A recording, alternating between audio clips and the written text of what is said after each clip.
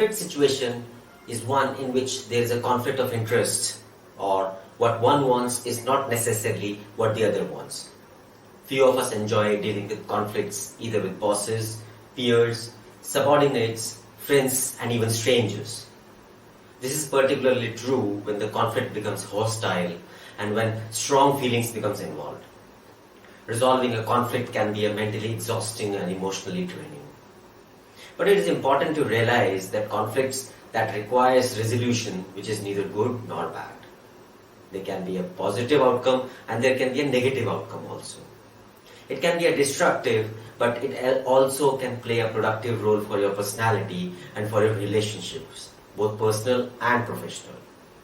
The important point is to manage the conflict and not to suppress the conflict and not to let the conflict escalate out of control.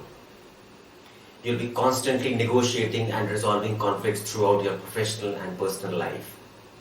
Given that organizations are becoming less hierarchical, less based upon positional authority, less based on clear boundaries of responsibility and authority, it is likely that the conflict be even greater component of the organizations of the future. Studies have shown that negotiating skills are among the most significant determinants of career success. While negotiation is an art form to some degree, there are specific techniques that anyone can learn. Understanding these tools and techniques and developing your skills will be a critical component of your successful career and personal success also. So over the next 1 hour or so, I, Dr. Shashikant Sharma, a faculty at School of Management Sciences, will take you through the right way and the right mindset which is required for approaching a case of negotiation. What are the right questions to be asked and how to prepare your negotiation strategies even before you approach a case of negotiation. And finally, I will discuss how to analyze and negotiation and how to augment your decision making by utilizing these tools and techniques of operational research. In business and as in life, you don't get what you deserve, you get what you negotiate. And I think it's a good enough reason for us to learn negotiation for the purpose of being successful in personal and professional life. In personal life, we start negotiating as kids with our parents, negotiating for a job, for a better salary, and so on and so forth. No business can survive without generating profits and negotiating. It's all about creating more and more. Negotiations are not about winning and losing a deal, but it is about creating a long-term relationships for the benefit of the parties involved. It is about creating more value rather than claiming value. Well, many managers view negotiation as a tool to use outside the organization to deal with customers, suppliers, and even creditors. Well, this is not the only side of negotiation. By contrast, inside the organization, their often way is it's my way or the highway. According to conventional wisdom, managing people requires charisma, vision, and a commanding manner, but not negotiation skills. Real leaders don't need to negotiate. This is a common misperception about the nature of leadership. Now, the nature of leadership can be defined as the ability to cause individuals to act willingly in desired ways for the benefit of the group. In fact, leadership almost always involves negotiation, and good leaders are invariably good negotiators. On the other side, experienced managers know that when it comes to leading people, authority has its limits. After all, some of the people you are supposed to lead will invariably be smarter, more talented, and in some situations more powerful than you are. In addition, you will be called upon to lead people whom you have no real authority. What then? That is where interest-based leadership drops in. Organizations, large and small, look to their leaders to establish organizational vision. The popular commentary on corporate leadership presupposes that a company's vision comes from its CEO, and that without a strong CEO, the company has no vision. But that's not the case. Members located throughout the organizations have plenty of thoughts about what the organization is and what it should be. Thus, the challenge of setting up a group course lies in forging a single vision out of the multiplicity of visions held by the group members. The process of articulating a vision is one of the most important part of negotiation, and in particular multilateral negotiations, which rely on maybe coalition building. Why should people be following you? Why should they follow you? If you believe that your charisma, your exalted office, your vision is a good enough reason, then you are in trouble. While these qualities may affect how others relate to you, the unvarnished truth is that other people will follow you when they judge that it is their best interest to do so. Whether they are reacting as individuals or team members, people almost always give their first priority to their own interests. Just as wise negotiators focus on the other side's position rather than their own interests, effective leaders also seek to understand the interests of whom they lead. And they also find ways to satisfy those interests in order to achieve organizational goals. Well, that is why it is important for today's leaders to be interest-based in their approach in managing people and organizations. Talk about anything in the subject of organization behavior and we can find them talking about interests of others. Leadership, less transactional the leadership, the deal will be more less transactional. More will be the long-term relationship. Emotional intelligence talks about empathy and relationship management. Always follow interest-based delegation because it brings out the best in the people. Share credit, then the work becomes fun. Conflict management and bargaining talks about collaborative, integrative and a win-win solution which satisfies both your needs and other personal needs are more important. A rational decision making talks about positional-based leadership and an emotional decision making talks about interest-based leadership. The famous Nobel Prize winner talks about creative solution making. A negotiator, a leader has to be creative in solution making. He should be able to identify various creative alternatives. And mind you, intuitive thinking is more conducive for creativity rather than the vigilant and the analytical thinking. Most of the people think of negotiation focus on the second stage of negotiation, which is actually negotiating, being in a room with the other person, arguing, trying to persuade the other person. Often the analogy is two gunfighters in the same room. See who can draw the fastest, who has the best tools and techniques for persuading somebody else to do what they want. It's of course an important part of negotiation. But equally important and perhaps the most important is of all how you prepare for a negotiation. And then after you have reached an agreement, how you bring that agreement to closure by forming a contract, and then finally how you perform the contract. Sometimes people will ask, well, were you successful in your negotiation? And they'll respond, yes, I got the price, I got the quantity, I got the quality of goods I wanted from the supplier. But that's actually not the right answer. Actually, that's not the right question. Where you should be successful in negotiation. The question should be, were you successful with the performance of the contract? Were you successful with this whole process? So we are going to take a very holistic view of the negotiation process, and now we start with perhaps the most important unit and perhaps the most time-consuming one. Specifically, we are asked these 4 questions. And we'll start with the primary question that people often don't ask and think about is, and that is, should I even be negotiating? Here's a simple depiction of your question, yes or no. So, some people thoroughly enjoy the experience. Now, if you decide to negotiate, there are some factors to consider. What do you think about this situation, which is shown on the slide, wherein a negotiation professor, in fact, one of the top negotiation professors of the country was buying a big screen TV, and he does a lot of research on different models and dealer costs. He visits several dealers and he views packages, he bundles the price with TV and the installation of the satellite dish and other features, and he even obtains the last price concession by mentioning competitors' offer, and as a result he saves 20,000. Now, what do you think about this? Would you call this a successful negotiation or not? Here's somebody who went down to the path of negotiation. He decided to negotiate, but should he have negotiated? Is it a successful negotiation?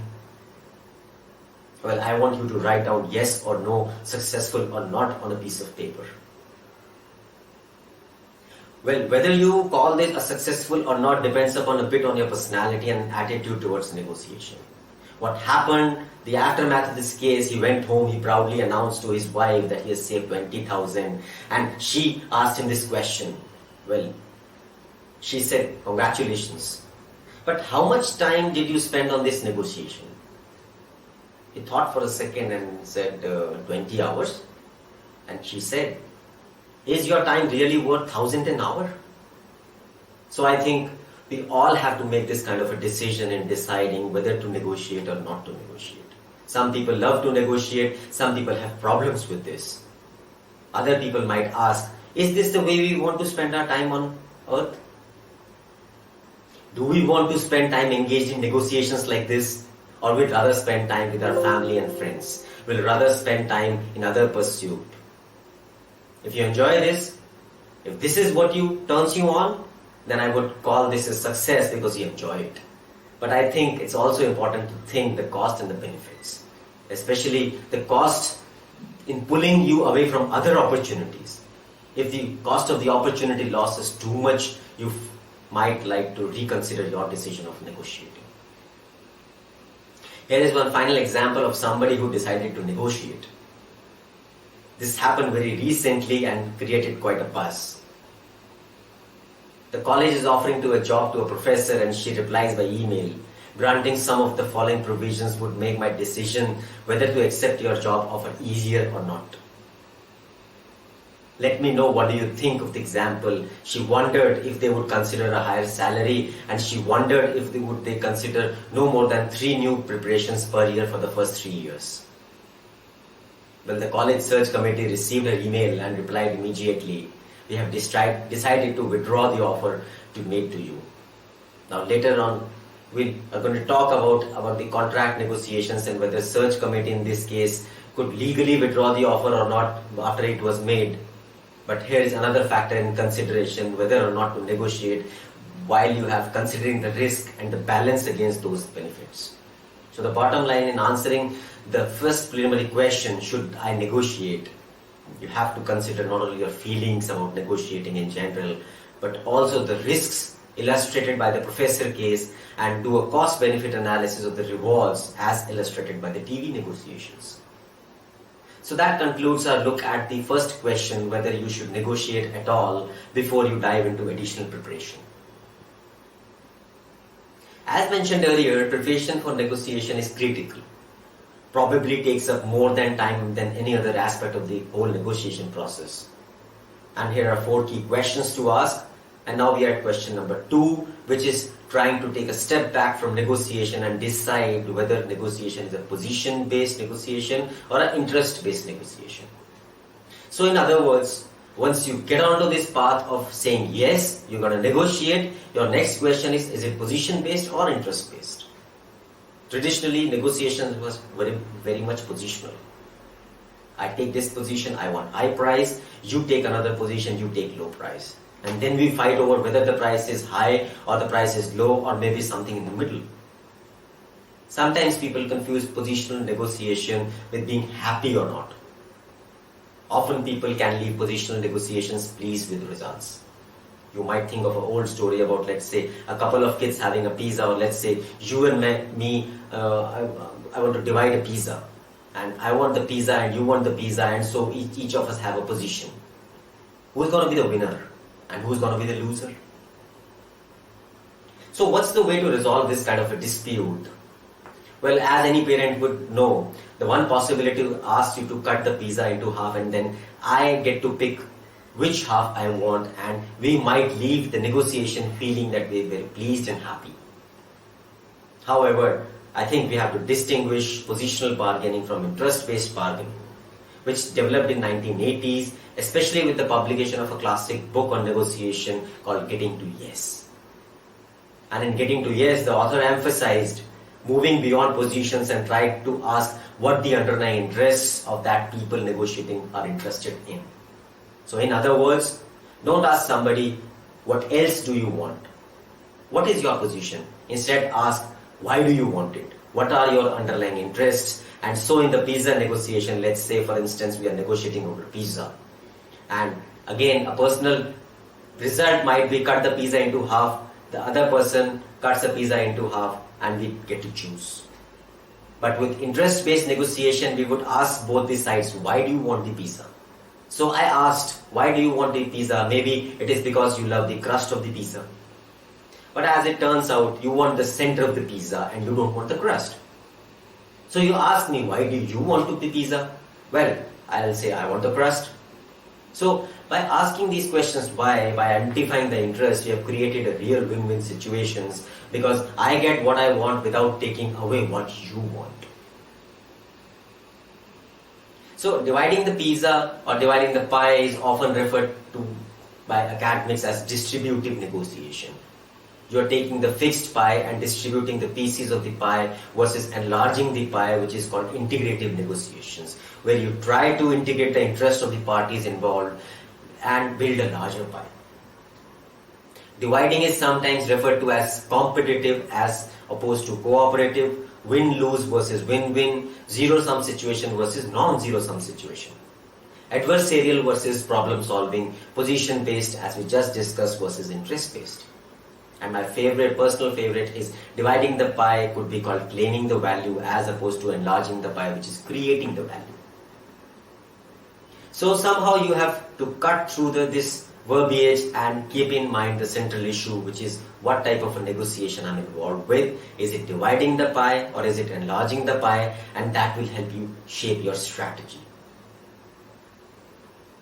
If it's a negotiation that creates opportunities for building a larger pizza, then you'll want to spend a lot more time searching for mutual interests that enable you to do this. Some people love the concept of focusing on interests and trying to build a larger pizza. Another group of people are often experienced business people will say, well, that's interesting. There is no harm in searching for underlying interests, but in most negotiation, it's simply a waste of time. How can I build a larger pie when I'm selling something? Say for example, selling you my car and we are fighting over price. How can I build a larger pie when I'm a manufacturer and I'm selling goods and I want a higher price and what you want to pay a lower price? They argue that most negotiations are positional negotiations. So again, two groups, one group very enthusiastic about interest-based negotiations and another group very skeptical. Who's right? I will argue that both are right. Because with any negotiation, you're probably going to start with a position. Then I would argue that you should always search for underlying entries. You should always ask, why do you want it? You are requesting and what are the reasons for your positions. Now what's going to happen at that point? Well, either you are not going to be able to identify those interests and build a larger pie in case you return to your positional bargaining and you are able to identify interests and build a larger pie. In that case, you are also going to return to your positional bargaining because you still have to argue how big a piece of this larger pie I'm going to get. So bottom line, I think the key takeaway here is regardless of the position appears to be a position based or interest based, always try to search for the underlying interests in an attempt to build a larger pie. But be always ready for positional bargaining whenever you are able to build a larger pie. So that concludes our look at this very important question of determining at the outset whether the negotiations are position based or interest based. As we continue to look at preparing for negotiation by asking question, is this a dispute resolution type negotiation or a deal making type negotiation? So in other words, once you have decided to go down the path of the yes, you're going to negotiate, it's important to step back and ask, am I negotiating the resolution of a dispute or am I making a deal? A little while ago, an article published by Frank Sandel and Jeff Rubin called The Janus of Quality Negotiations gave a very clear perspective on the difference between the two types of negotiations, the dispute one and the deal making one. And Frank and Jeff in their article clearly noted, so whenever you are making a deal, you tend to be forward-looking, you tend to be focused on the interests of the parties, and at least you should be on problem-solving mode. Looking forward the past and trying to solve a dispute, you are looking backward, you are more positional, and the negotiations tend to be more adversarial. So it is very important from the outset to think about this distinction. However, even when you are dealing with a dispute resolution negotiation, you should be thinking, how can I focus on the interest of the parties to make a larger pie and to develop a solution that benefits both the sides? How can I convert this dispute resolution into a deal-making one? A scenario involving a real-life conflict between a software company and a licensee who has acquired a license to some of the company's software and then trying to develop this software and sell it on their own. So basically, it was an intellectual property-like dispute and a very contentious one. Well, many students discovered in wrestling with this dispute is that actually there was an opportunity for the licensee and the software company to form a joint venture which was beneficial to both sides. So that converted it to a dispute resolution into a deal-making one. And so, even though you are in the middle of a dispute resolution side, try to think the opportunities for an interest-based negotiation. Now, if you're on the dispute side, you're trying to solve a dispute, there are a large number of processes you can use in addition to negotiating for resolving the dispute. And let's take a look at some of these processes. Here is an example. Well, students at my college love basketball, and when there is an important game, they'll wait in the line for many hours to obtain the tickets. And so recently, in the February morning, a line of students developed. They began forming the line at 4 a.m. in the morning, a very cold morning. Around 7 a.m., another line of students developed, and there was an argument as to which was the right line. And the students who arrived at 7 argued that the students who were waiting since 4 has to go back to the other line. And this led to a big dispute. They had to call the police, and here's the basic scenario, as shown in a slide. Think about this for a second and write down the list of processes that might be you're in a position for resolving the dispute, and any kind of a dispute, any personal dispute or any business dispute. I'll give you a hint, there are 6 main processes. Try to see if you can come up with at least 5 of those. I want you to write down on a piece of paper now, what do you think are the processes? Here's a spectrum showing 6 main processes. You can start on the right side, avoidance. One of the line student might ask to simply say other like, okay, you win. You're not gonna challenge it. We'll move to the back of the line. This is avoidance. The second, of course, is negotiation, which is for both deal making and dispute resolution. The third one is mediation, which involves bringing in a third party to mediate the dispute. The mediation is a negotiation, but a negotiation assisted by a third party. A fourth possibility is arbitration, bringing in a third party, but in this case, the third party has the right to decide the dispute, which is also true for litigation. So, arbitration and litigation are very similar. And in this lecture, we are going to look at them in more detail, especially the arbitration, and finally, we have got the power option. The students could begin fighting with each other, pushing back and forth to determine who would be at the head of the line. In this particular case, what happened was they used a combination of mediation and arbitration. First of all, the police came in, and as arbitrators, they ordered the students to form one line. Students waiting since 4 o'clock to the back of the line. And then a representative of the athletics department came out and acted as a mediator trying to resolve the resolution. And actually came up with some additional tickets to satisfy both sides. And in the process, the students met again the next day to prevent this from happening again. So they actually used the 3 processes such as mediation, arbitration and negotiation to solve this dispute. These are known as alternative dispute resolution techniques were developed by management experts on the premise that litigation and going to court is too much expensive and gives a lot of power in the hands of lawyers. They argue that instead we can develop some in-house methods to resolve conflicts and look for alternative dispute resolution techniques. It will be a huge saving of resources. Thus, ADRs came into being.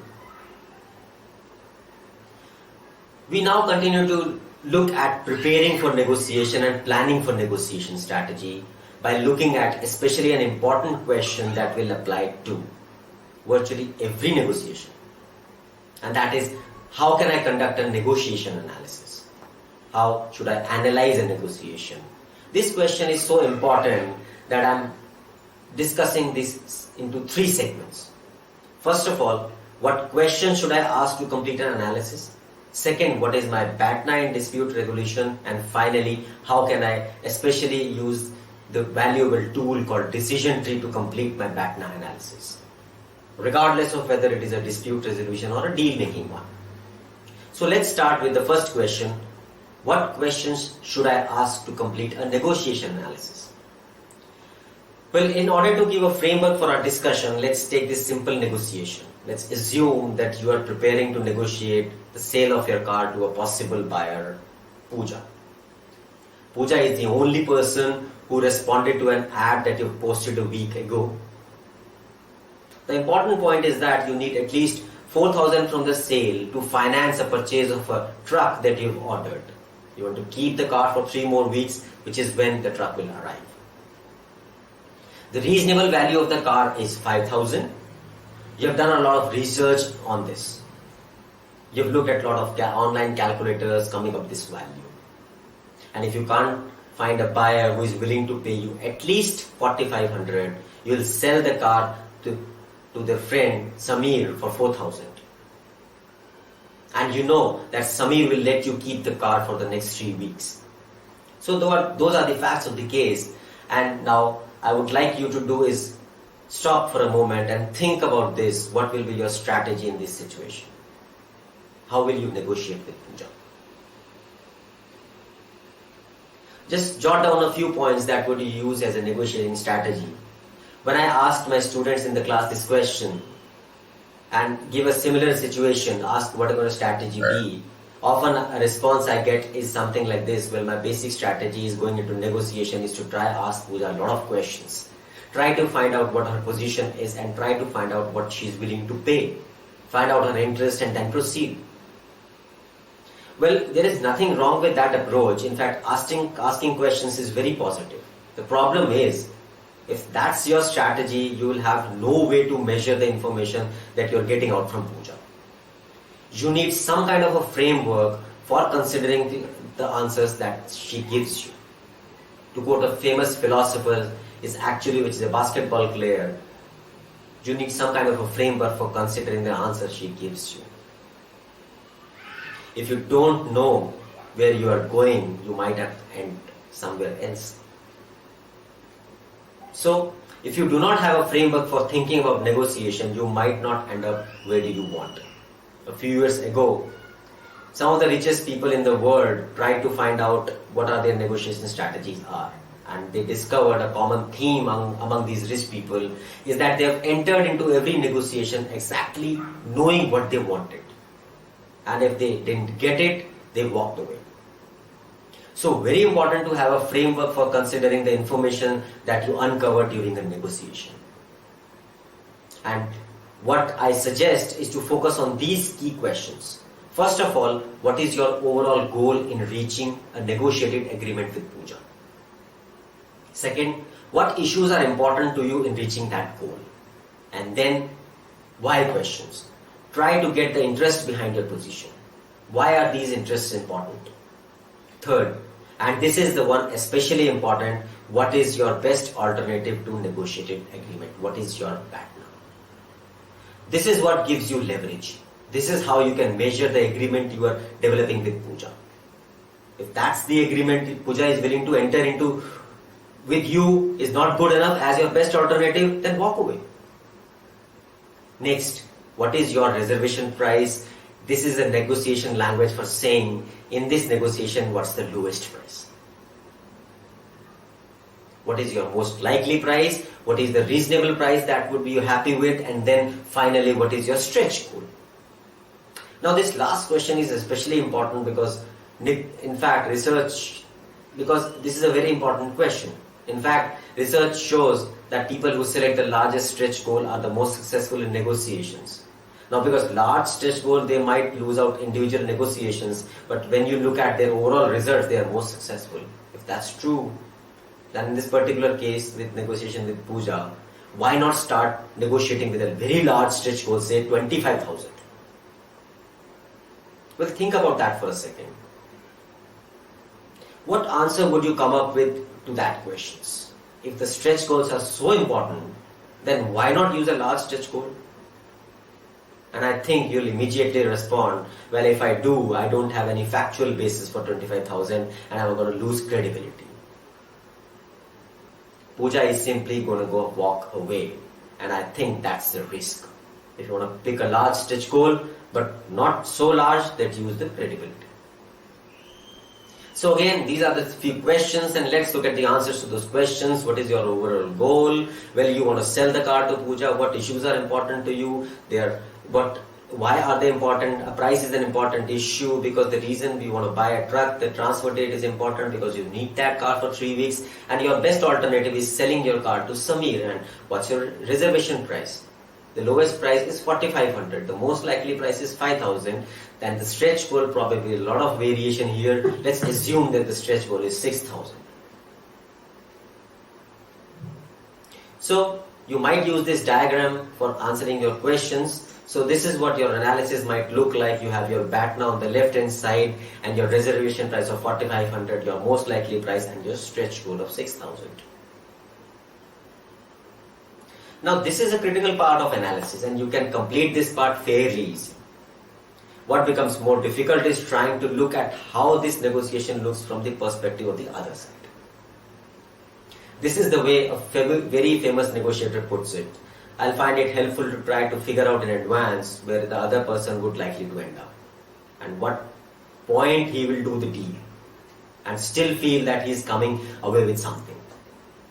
And as we talk about it later, we're going to get to the psychology of negotiation. This is the one of the successful landmark of negotiators. They always look at the deal from the other person's perspective. And now, of course, it's often difficult to obtain deals and very difficult to obtain that kind of information from the other side. There are legal ways of doing it and there are illegal ways of doing it also. You might have to guess before you go into the room and then proceed to negotiations. Once you enter into the room and start negotiating, you probably want to revise your figures because as you talk to the other side, you get to know things from the other side. But let's say, for example, the other side figures look something like this. Let's say Pooja's reservation price is 5,500. Pooja is willing to pay that much for the car. Pooja thinks it's probably should be able to get a car for 4,500, and let's say her stretch goal is 3,500. She would like to get you to agree to the lowest price of 3,500. So we have the analysis from your side. You have got the analysis from Pooja's side, and there is one last key missing piece which is called zone of potential agreement.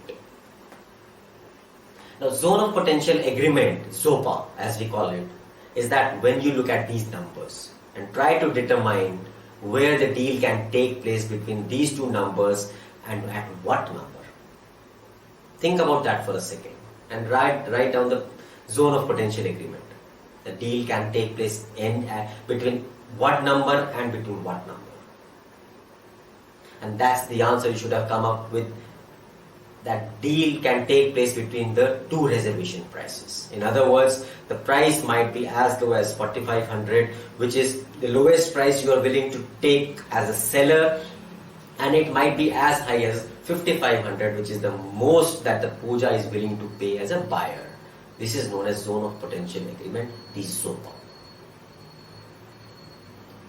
So that's the analysis. Conclusions basically focus on the key questions in a negotiation. We have covered these in great detail. These questions focus on numbers, and there are other issues that are likely to arise, and let's just conclude by questions about one of these other issues. We determined earlier that the issue might be very important to you was the date of transfer. You might like to keep the car for 3 weeks. So let's say you are negotiating with Pooja and you tell Pooja that this is one of your demands. No transfer until 3 weeks. Now think of how Pooja can respond to this demand. Two basic responses. First of all, maybe that delivery date is not important to Pooja at all. So what's Pooja gonna do? She's gonna use that as a bargaining chip. she's gonna get a lower price from you in exchange of delaying the delivery. She might pretend as though the issue is very important, but just use it as a bargaining tactic. The other response for Pooja might be, the car is very important for Pooja right now. Maybe she needs the car immediately. So in that case, you are at a standstill. She demands the car immediately. You are delaying the transfer until 3 weeks. There is a standoff, and how can you respond? Think about it for a second. The way to analyze the standoff is you to have your positions. Your position stance is 3 weeks from now. What to do? So you can very well now focus on her interests. Maybe you can think of ways on meeting those interests. Maybe you could give her a right to work. Where does she work? Is it close enough to your work? Where does she live? Is it close enough to where do you live? You might be able to meet her interests in a way that matches your interests also. So that concludes our look at the first phase of negotiation analysis, and now we are going to look at the other two aspects of negotiation analysis. And answer a very important question: how can I conduct negotiation analysis? We've looked at a list of questions that you should be asking in completing any analysis. And if you cannot negotiate the settlement of a dispute, either directly or with the help of mediator, then BATNA or litigation might be your next best alternative. Well, to analyze your litigation BATNA, especially in a global economy, you should understand the basic elements of the litigation process. An administrator entering onto the negotiating table without knowledge of the contract laws or corporate laws or the legal laws, it can be a dangerous situation. So now we are dealing with the final question relating to the analysis of negotiation, and that is, how can I use decision trees to complete my BATNA analysis? A decision tree is a very useful tool in doing BATNA analysis and beyond. It's like a very useful tool for making all sort of business decisions. So I hope this segment will be very useful to you, not only in negotiation, but also in the other aspects of negotiation of your personal life or your business life. So let's start with this example. This happens to be a dispute resolution example, but I'll look at a deal making example in a few minutes. Let's say your company has sued a supplier for 4.6 million, and there is a 50-50% chance that the company will win. Future legal and other expenses to litigate the case is totaling to 0.4 million. During negotiations, the defendant has offered to settle the case for 2 million. Should your company accept the offer? Now think that for about a second. What does your intuition tell you? If you use pure logic in answering that questions and you didn't use emotions, you can consider your attitude towards risk also. 50-50 chance. If you talk about your logic, would you make sense to accept 2 million offer or continue with your litigation where you might get 4.6 million? Please write an answer. You would accept this settlement or continue with the litigation. Now let's look at how you can analyze this question by using a decision tree. Well, a decision tree looks very similar to like a tree but on its side. The decision in a decision tree is represented by a square or a rectangle. So we have here the decision is to continue with the litigation or you settle. And then uncertainties in your decision are represented by a circle. The uncertainty is if you continue, you'll win or lose. So you start your decision tree analysis with step 1 by drawing the pictures of the decision. And this is a very useful tool even if you never add numbers to them. It is very useful clarifying your thinking. I use this tool constantly, and if I'm in a meeting and the conversation is drifting in a different directions and it's unclear what the decision is or I find this tool very useful. So we are going to step 2, which is add numbers. So here are the numbers. So there is a 50-50% chance of winning. So you plug in the probabilities. If you win, you will net 4.2 million after deducting the attorney's fees, and if you lose zero point 0.4 million. Whereas the settlement offer is 2 million. And then at step 3, the final step is to calculate the weighted averages. So in this case, 50% of 4.2 is 2.1 minus 50% of 0.4 brings you a weighted average of 1.9 million, which is the expected value of continuing. And you can see here, that's less than the accepting the settlement offer. Therefore, logically, you should accept the settlement offer, other factors being absent. So this gives you a nice tool for analyzing your BATNA in a dispute resolution type negotiation such as this. Well, decision tree analysis is also a very useful tool while doing BATNA analysis whenever you are involved in a deal making example. So here is an example of a deal making. So let's assume that you are making a decision. Should you acquire company A, which has a valuation of 21 million, or company B, which has a valuation of 15 million? Mind you, the price is same for both the companies. Now, if you stop there, the decision tree would be easy. Of course, you would acquire company A if the price is same for both of the companies. However, the problem is that if you acquire company A, there is a 90% chance that government will challenge the acquisition, and there is a 60% chance that government will win. If the government wins, the value of A drops to 14 million because of the legal fees plus the sell-off costs, and even if the government loses, the valuation drops to 19 million because of the legal fees. Whereas if you acquire company B, there is not going to be a government challenge, and we know that. So before we use a decision tree analysis, I would like you, what is your gut feeling? What does your intuition tell you about this decision? Would you negotiate to acquire company A or negotiate to acquire company B? Please write down as A and B. Now let's try the decision tree analysis of the same decision.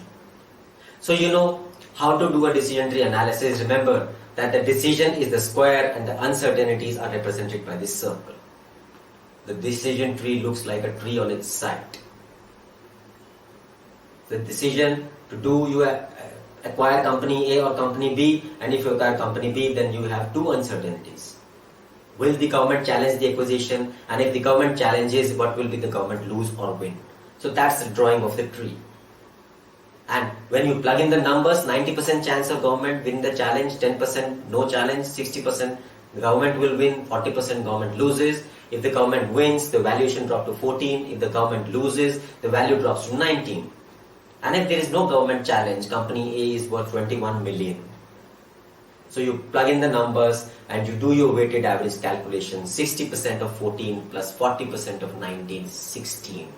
90% of 16 plus 10% of 21 is 16.5. So the weighted average or so-called expected value of acquiring the company is 16.5 million, which is still quite a bit higher than the value of company B. So if you use just only decision tree and you know, forgetting about emotions, forgetting about attitude towards risk, and the logical decision would be to acquire company A, provided other factors remains constant. So in conclusion, decision trees are valuable tools for analyzing your BATNA both in dispute resolution and deal making resolutions. And this is a tool you should have been using for making other complex decisions also. So to summarize, consider the other party's situation, acquire as much information as possible regarding interest and goals, what are the needs versus wants, what is our strategy, and be prepared to frame a solution in terms of our interests. Have a concrete strategy in place. Negotiations are like a chess match, having a strategy.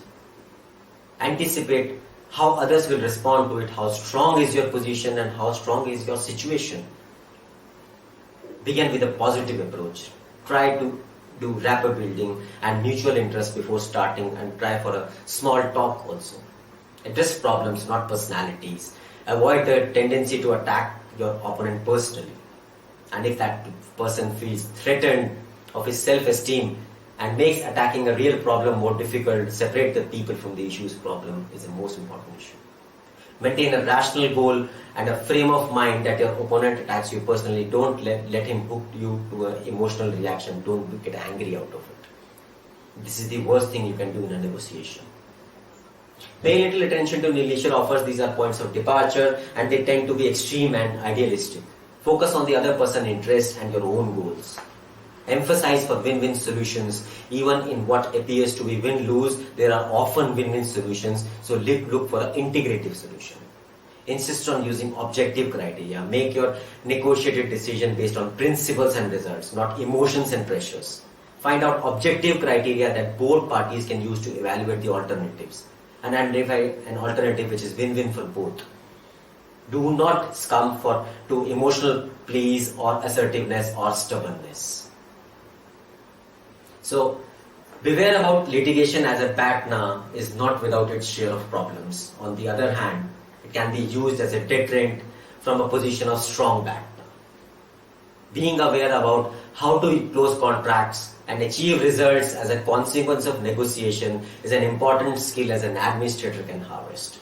Taking a positive and a win-win approach toward negotiations goes a long way in establishing long-term relationships and creating an ecosystem which is beneficial for the parties involved.